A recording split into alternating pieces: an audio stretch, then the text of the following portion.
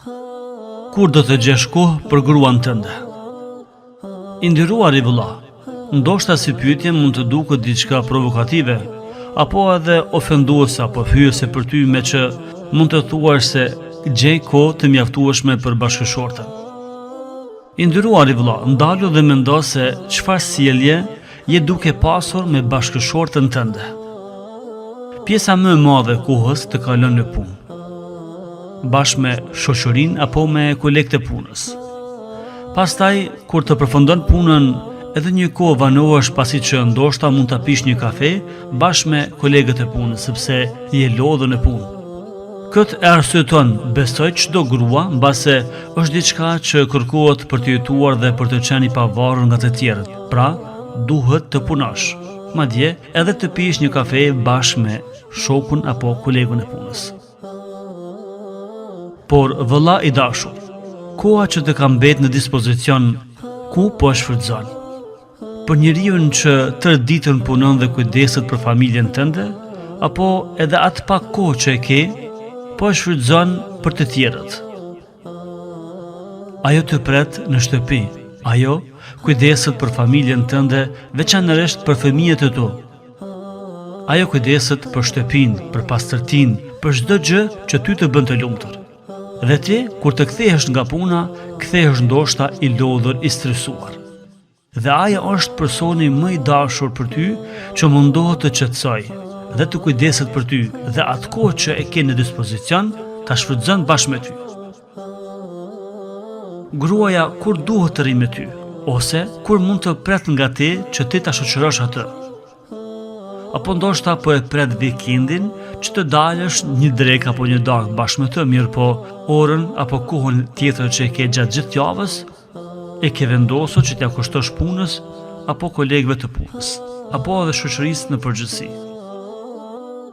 Gruaja padyshim që mbrëmjen apo pjesën tjetër të ditës kur ti kthehesh nga puna pret me shumë gëzim, sepse dëshiron të shikoj, dhe vetë prezenca jote në shtëpi apo banesë është një qetësim dhe është një gëzim për bashkëshortën tënde, sepse edhe ajo meriton pak kohë për të. Meriton sepse është personi që ti ja ke besu familjen.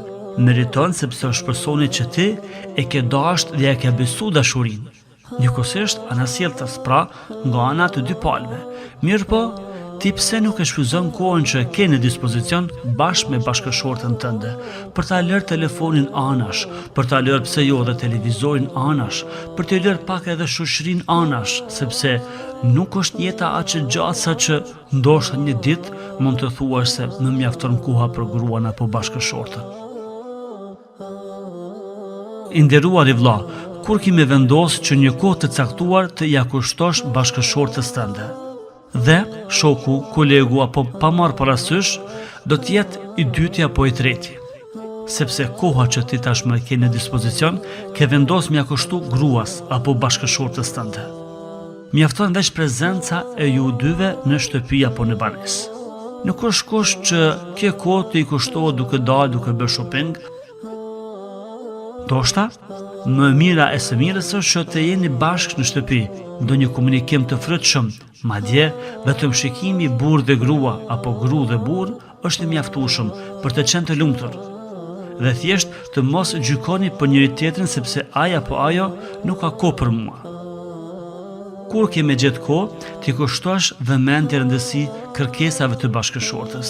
Kur ke me gjetë kohë me i buzëqesh bashkëshortës, siç i buzëqesh kolegëve të punës apo shoqërisë tënde në përgjithësi. Kur ke me gjetë kohë që ta bësh një bisedë të frytshme, të bukur, bashkë me bashkëshortën. Dhe kur ke me gjetë kohë që telefonin tënd ta lësh anash dhe ta shikosh dhe të bisedosh vetëm me bashkëshortën tënde.